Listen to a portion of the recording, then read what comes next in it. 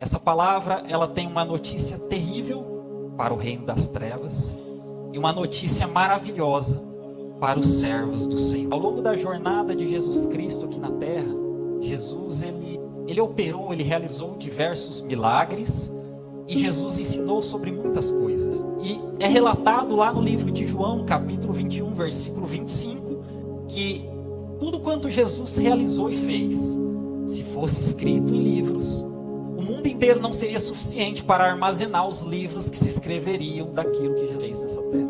E é natural, meus irmãos, não sei você, mas isso acontece comigo, a curiosidade de saber tudo o que Jesus fez e tudo o que Jesus falou, não é verdade? Quais outros milagres Jesus realizou? Quais outros ensinos? Quais outras parábolas que Jesus contou? É uma curiosidade natural e é normal que vem em nossas vidas. Mas Deus, ele nos presenteou registrando nas Escrituras Sagradas tudo o que nós precisamos saber, meus irmãos. Tudo o que nós precisamos saber que conduz à vida eterna está registrado aqui nas Escrituras Sagradas. E Deus nos deu de presente. Isso é maravilhoso. E é extremamente importante, meus irmãos, que nós meditemos com muito cuidado, com muita dedicação, em todas as palavras de Jesus. O que Jesus falava, o que Jesus ensinava. Nos dias atuais, nós vemos, nós temos ouvido muitos ensinos. E muitos deles, meus irmãos, têm se distanciado cada vez mais do centro dos ensinos de Jesus Cristo. Alguns pregam sobre prosperidade terrena, sobre dinheiro, sobre posse, sobre bens. Outros pregam sobre o eu, sobre o engrandecimento diante dos homens, sobre ter um nome importante, uma posição privilegiada, um cargo. Você será exaltado, muitos dizem, muitos gostam de ouvir. Mas quando nós olhamos para a trajetória de Jesus Cristo, ele pouco se importava com o dinheiro e com as posses dessa terra. E Jesus Cristo, ele também não buscava ser reconhecido pelos homens. Tanto é que o diabo, Satanás, ofereceu todos os reinos da terra para Jesus e Jesus rejeitou. Porque Jesus, ele se despiu de sua glória. Uma glória incomparável ele deixou. Ele se fez homem. Ele se fez servo nesta terra.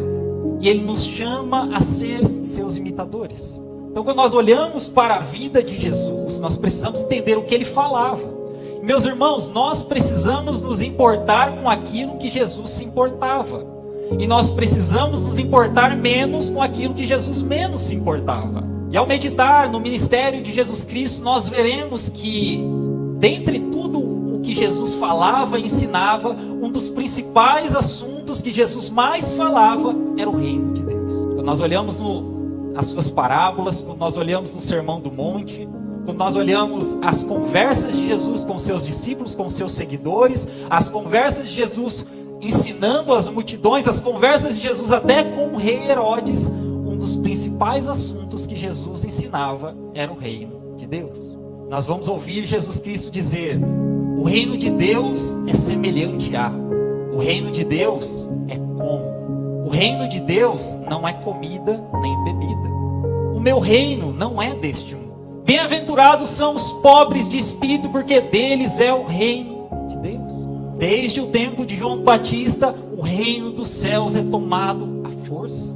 Aqueles que praticam tais coisas, Jesus descreve anteriormente, não herdarão o reino dos céus. Buscai em primeiro lugar o reino de Deus e a sua justiça, e todas as demais coisas vos serão acrescentadas.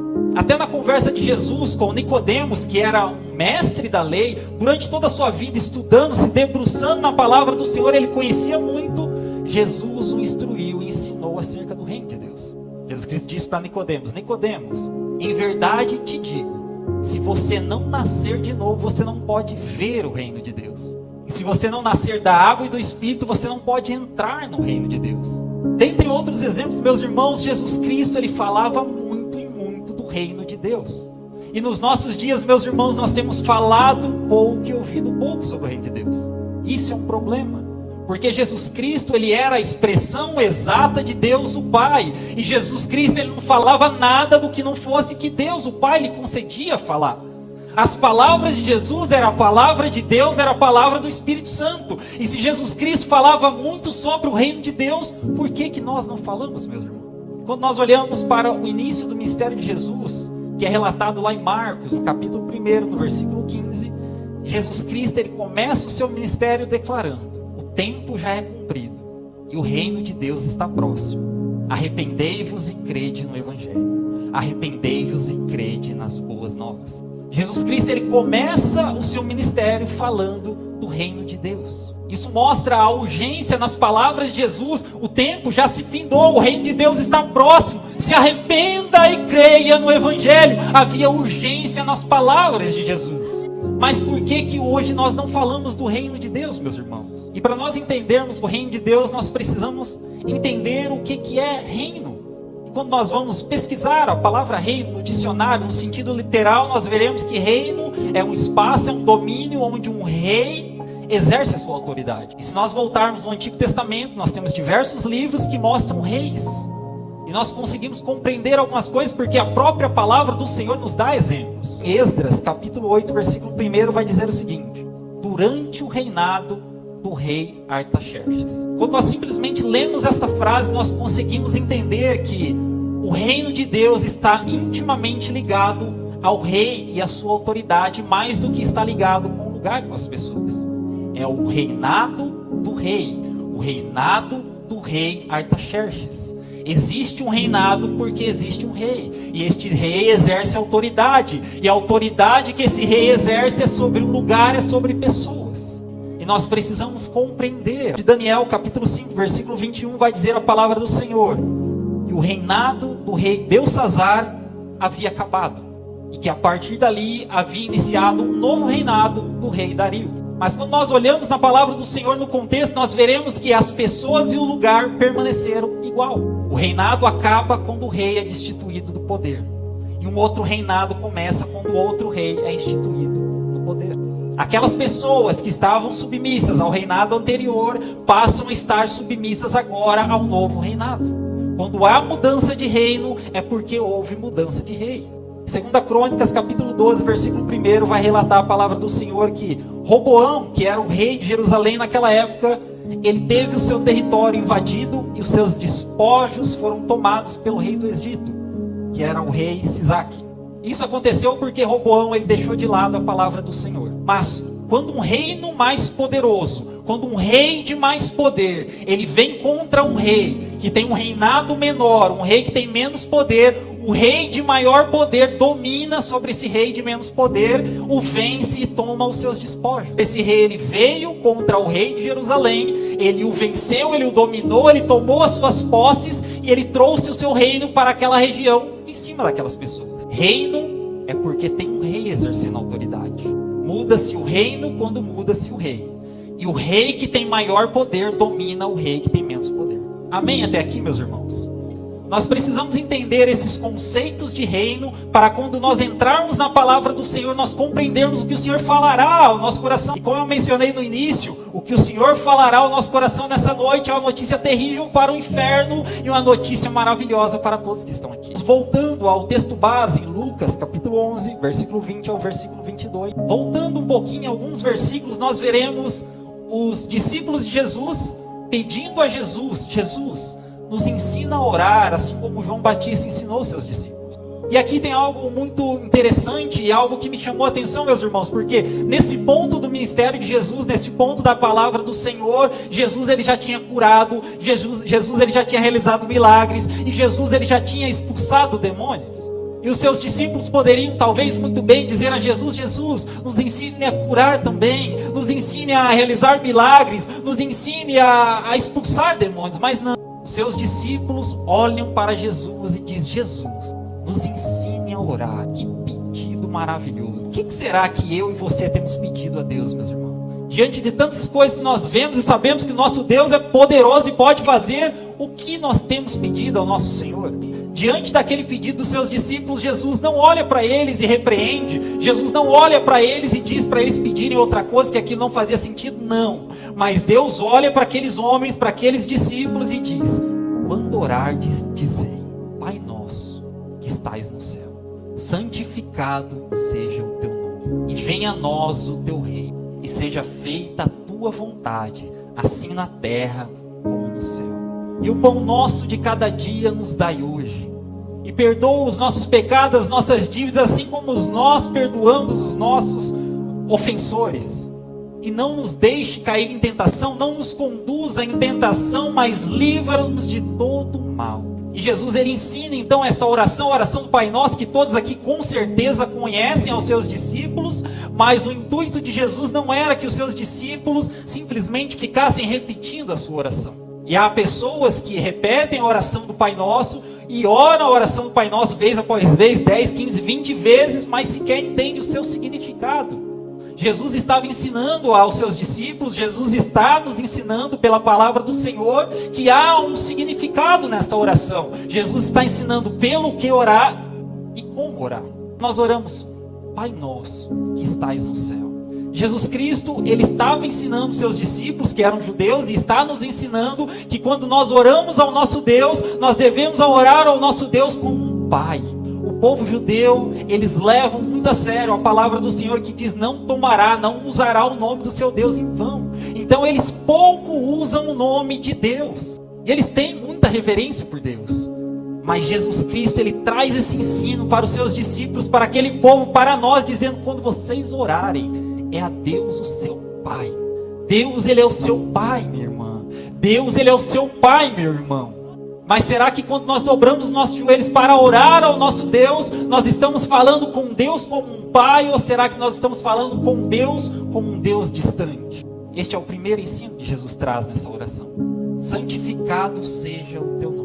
Que as nossas vidas, meus irmãos, não apenas no declarar, mas o nosso viver, o nosso fazer, o nosso falar, em qualquer lugar que nós estejamos, seja motivo de santificação, de glorificação, de exaltação do nome do Deus, o nosso Pai. Mas será que a forma como nós temos vivido tem santificado e glorificado e exaltado o nome do nosso Deus, o nosso Pai? Esse é o segundo ensino. Venha a nós o teu reino, seja feita a tua vontade aqui na terra como no céu. Jesus Cristo estava ensinando os seus discípulos e Jesus está nos ensinando que nós devemos, em oração, pedir a Deus para que o seu reino, para que o seu governo seja exercido em nossas vidas, para que a nossa vida esteja submissa ao governo de Deus e que a autoridade de Deus esteja sobre as nossas vidas e que as suas regras, que a sua lei, que a sua vontade seja manifesta em nossas vidas aqui na terra como ela já é no céu. Mas viver o reino submisso ao governo de Deus confronta o nosso estilo de vida nessa terra, faz com que nós tenhamos que renunciar a muitas coisas. Será que nós realmente estamos dispostos a estar submissos ao governo, ao reino de Deus, quando nós oramos: venha a nós o teu reino, seja feita a tua vontade, assim na terra como no céu? Este é o terceiro ensino de Jesus Cristo nesta pequena oração. O pão nosso de cada dia nos dai hoje. Quando nós oramos dizendo essas palavras para Jesus, nós estamos dizendo ao nosso Deus e Pai: Senhor, meu Deus e Pai, supra as minhas necessidades hoje. Assim como era com os judeus que estavam no deserto, eles não tinham que comer, não tinham que beber, mas Deus, o Pai amoroso, descia e mandava do céu maná. Todos os dias caía o maná do céu. E aqueles que se atreviam a pegar um pouco mais de maná e armazenar e guardar, o maná apodrecia e começava a cheirar mal. O Senhor queria ensinar para os judeus, o Senhor queria ensinar para os seus discípulos, o Senhor quer ensinar para nós nessa noite, que nós devemos orar ao nosso Deus, pedindo a provisão para hoje e confiar que amanhã Ele acrescentará. Mas será que nós estamos dispostos a orar a Deus pedindo a provisão só de hoje? Será que nós não temos orado a Deus? Deus, multiplique a minha despensa para que até o fim do ano eu esteja suprido. Mas Deus sabe que se nós estivermos supridos até o final do ano, nós nos esqueceremos dele. E perdoa os nossos pecados, assim como nós temos perdoado aqueles que nos ofendem. Essa oração está dizendo: meu Deus e Pai, da mesma forma que eu tenho tratado aqueles que têm me ofendido, da mesma forma que eu tenho tratado aqueles que têm vindo contra a minha vida, da mesma forma que eu tenho perdoado aqueles que falam mal de mim, me perdoa também, Senhor. Porque a palavra do Senhor vai dizer no Novo Testamento que se nós não perdoarmos, nós não seremos perdoados por nosso Pai que está no céu. E quando nós não perdoamos o nosso irmão e oramos a Deus, é como se nós estivéssemos dizendo a Deus: Pai, eu não perdoo o meu irmão, então não me perdoe também. Meus irmãos, a oração do Pai Nosso, ela pode parecer simples. A oração do Pai Nosso pode até ser fácil de decorar e de orar e de repetir, mas ela não é tão simples. Só que a oração do Pai Nosso, ela é eficaz. Quando nós entendemos e quando nós deixamos Deus tratar em nossa vida, nós aprendemos nessa oração que Deus é o nosso Pai. Nós começamos a nos relacionar com Deus como Pai.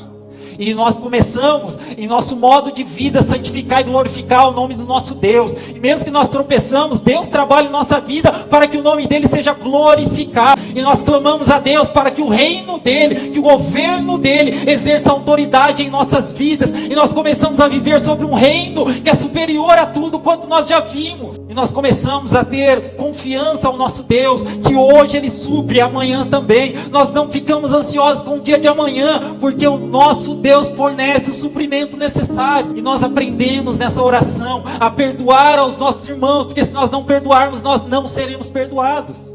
Essa oração, meus irmãos, é completa. Essa oração, ela cobre tudo em nossas vidas.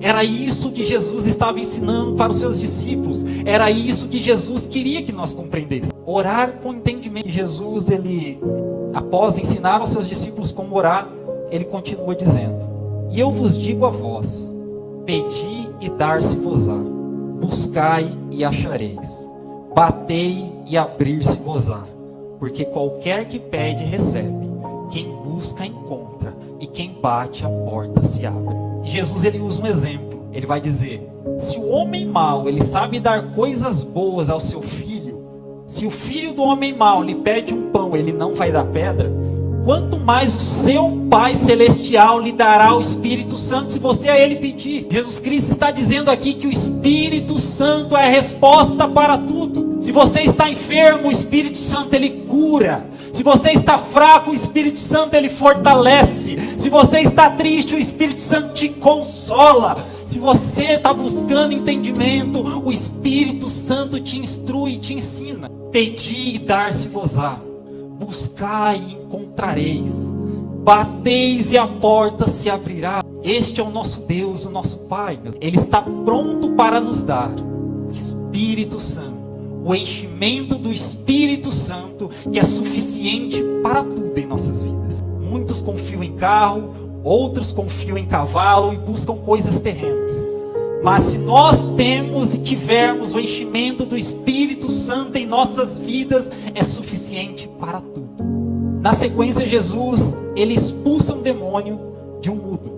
E o mudo, ele começa a falar, e a multidão que estava ao redor de Jesus fica maravilhada. O que é interessante aqui, meus irmãos, é que aquele povo, eles estavam acostumados com cegos, com mudos, com leprosos, com coxos, paralíticos, com possessos, com oprimidos. Isso para eles era normal. De repente Jesus, ele começa a curar. De repente Jesus, ele começa a expulsar demônios. E aquele povo fica maravilhado. Aquele povo fica perplexo, porque eles não estavam acostumados com esse tipo de coisa. Talvez você esteja acostumado com esse mundo. Talvez você esteja acostumado com doenças. Talvez você esteja acostumado com mentiras, calúnias e com morte. É o que esse mundo traz, é o que esse mundo oferece. Tem algo grandioso acontecendo no mundo espiritual. Então Jesus, ele expulsa o demônio daquele homem que era mudo, e aquele homem começa a falar, e a multidão se maravilha. Mas a palavra do Senhor vai dizer mais à frente que alguns deles, e quando nós olhamos lá no Evangelho de Marcos, que relata o mesmo acontecimento, vai dizer que esses eram os escribas que vieram de Jerusalém e estavam ali junto ao povo. E os escribas, eles tinham um coração endurecido. Mesmo vendo o milagre, mesmo vendo Jesus curar, expulsar demônios, eles tinham um coração endurecido. Eles começam a declarar abertamente, dizendo que ele expulsa demônios por Beelzebu, o príncipe dos demônios. E a palavra do Senhor vai dizer que outros que estavam ali também começam a tentar Jesus, dizendo para ele dar alguns sinais do céu. Jesus Cristo, ele conhecia os pensamentos desses homens. E aí Jesus Cristo começa a dizer o seguinte para eles: todo reino dividido contra si mesmo será assolado, e a casa dividida contra si mesmo cairá. Jesus estava ensinando princípios básicos de reino para aquele povo, dizendo: um reino, ele não se divide contra si mesmo. Uma casa não se divide contra si mesmo. Nem Satanás se divide contra si mesmo. E Jesus estava ensinando aqueles escribas sobre o conceito de reino. Não pode haver divisão no mesmo lugar, no mesmo reino, na mesma casa. Mas infelizmente, meus irmãos, há muitos irmãos que têm causado divisão com os outros. seja dentro da igreja, seja no seu lar, na sua casa, no seu trabalho, tem criado divisão. E não pode haver divisão, porque se houver divisão, a casa não vai subsistir. É o fim da casa. E estes que criam divisão no meio da igreja, no seu próprio lar, estes acabam tendo o seu ministério afetado e o seu ministério não vai bem, a sua casa não vai bem, o seu casamento não vai bem, o seu trabalho não vai bem, porque está criando divisão. Mas em nome de Jesus Cristo, esse espírito imundo que está agindo neste meio vai ser repreendido e vai sair hoje. Não pode haver divisão, meus irmãos. Um reino não pode se dividir contra si mesmo. E aí Jesus continua dizendo: se também Satanás está dividido contra si mesmo, como subsistirá o seu reino? Porque dizeis que eu expulso os demônios por Beelzebul. Aqui tem algo importante nessa fala de Jesus, porque aqui nós conseguimos compreender que Satanás tem um reino. Se Satanás tem um reino, significa que ele tem autoridade para reinar. A palavra do Senhor vai dizer que o mundo jaz do maligno, e a própria palavra do Senhor diz que Satanás é o príncipe deste mundo, e que Satanás é o Deus deste século perverso. E no reino de Satanás é normal ter doença, é normal mentira, é normal engano, é normal calúnia, é normal os espíritos imundos oprimirem a vida das pessoas, dos descrentes. É normal essas coisas no reino de Satanás. Quando você olha para esse mundo e você começa a observar tudo o que está acontecendo, você consegue entender por que a palavra do Senhor diz que o mundo jaz do maligno. Você começa a ver enfermidade, você começa a ver pai matando filho, filho matando pai, você começa a ver inversão de valores, inversão de princípios, você começa a ver engano, você começa a ver mentira, você começa a ver essas coisas se tornando normais, assassinato, morte. E para aqueles judeus era normal enfermidade, era normal doença, era normal o espírito possuir ali e tal, era normal. Mas de repente algo começa a acontecer. Jesus vai dizer então: e se eu expulso os demônios por Beelzebul, por quem os expulsai os vossos filhos? Eles, pois, serão os vossos juízes. Mas, eu já falei isso uma vez aqui em uma outra pregação, meus irmãos, que eu gosto muito, eu amo quando Deus fala um mas. Diante de uma situação difícil, diante de um problema, diante de algo impossível, quando Deus começa a falar e Ele coloca um mas, algo grandioso vai ser anunciado, algo grandioso vai acontecer. E olha o que Jesus diz na palavra: mas, se eu expulso os demônios pelo dedo de Deus, certamente a vós é chegado o reino de Deus. Quando o valente guarda armada sua casa, em segurança está tudo quanto tem. Mas, sobrevindo outro, mais valente do que ele, e vencendo, tira-lhe toda a sua armadura em que confiava e reparte os seus despojos. Jesus estava dizendo para aqueles escribas, incrédulos e de coração duro, e que dizia que ele estava expulsando demônio por Beelzebul. Vocês entenderam que um reino não se divide contra si, que uma casa não se divide contra si, que nem Satanás se divide contra si. Então, se as coisas que eram normais para vocês começaram a mudar, se as coisas que eram normais para vocês começaram a ser desfeitas, é porque chegou um outro reino. O reino de Deus chegou. E esse reino que se chegou, o reino de Deus, ele tem um rei. E o seu nome é Jesus Cristo. Glórias a Deus. E Jesus Cristo, ele chega trazendo um novo reino. Um novo reino chega quando o rei anterior, ele é destituído. E conforme nós meditamos na palavra do Senhor, nesta fala, através de parábolas que Jesus proferiu, havia um valente. E este valente é Satanás. E havia uma casa. Essa casa é o mundo, é este século presente perverso. E havia as posses deste valente, que são as pessoas. Era eu e era você.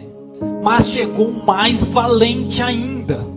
E esse valente venceu o anterior e despiu a sua armadura e começou a repartir os seus despojos. E quando nós olhamos para a jornada de Jesus, o ministério de Jesus Cristo, nós vemos Jesus Cristo chegar e falar e agir. É como ele dizendo: o meu reino chegou, o reino de Deus. E no meu reino não há doenças. No meu reino o demônio imundo e maligno não tem autoridade. Portanto, Jesus, ele começa a declarar, meus irmãos: cego veja, coxo ande, mudo fale, leproso seja limpo, demônio saia, vento acalme, porque este é o reino de Deus. E no reino de Deus não há doença. E no reino de Deus a autoridade do rei é a que reina, é a que impera. Então onde há doença, Jesus repreende, sai. Onde há demônio, Ele repreende, sai. Mesmo que o vento se levante, Ele repreende e se acalma. Porque toda a autoridade nos céus e na terra foi dada ao nome de Jesus. Este é um nome que está acima de todos os nomes, Jesus Cristo. E Jesus Cristo está dizendo: chegou um novo reino, aleluia.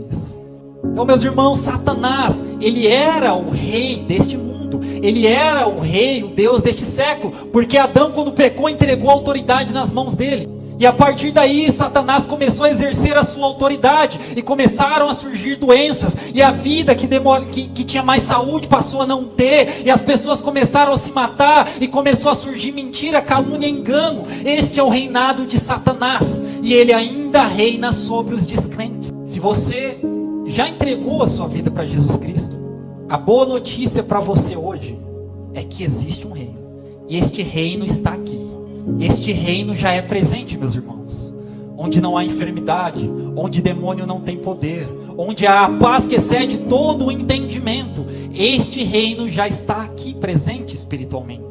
E para você que já entregou a sua vida a Jesus Cristo, além de poder usufruir agora, há uma esperança e uma promessa futura de que esse reino se manifestará em sua totalidade no milênio, onde Cristo Jesus virá com toda a sua glória e poder e majestade, e Ele reinará com a igreja. Essa deve ser a nossa esperança, meus irmãos. Isso deve ser um motivo de ânimo para as nossas vidas, que nós já estamos vivendo sob o reino de Jesus Cristo, e que Ele virá com poder e grande glória, e nós reinaremos com Ele aqui nesta terra. Mas a palavra do Senhor diz que Satanás, ele cegou o entendimento dos descrentes, para que eles não vejam a luz do evangelho da glória de Cristo. E não há meio termo, meus irmãos. Como o meu irmão comumente menciona esse trecho da palavra do Senhor, o Senhor, Ele diz que você tem que ser quente ou morno. Ele regozija, Ele vomita o morno. Você tem que ser quente ou frio. Ou você já faz parte do reino de Cristo, ou você continua submisso ao reino de Satanás. Não existe meio termo, não existe ponto neutro. Mas o Senhor tem uma boa notícia para você nessa noite. Se você ainda não entregou a sua vida para Jesus Cristo, o mais valente derrotou o valente. E Ele veio nesta noite te dizer que Ele tem salvação e libertação e cura para as suas vidas. Mas você tem que querer.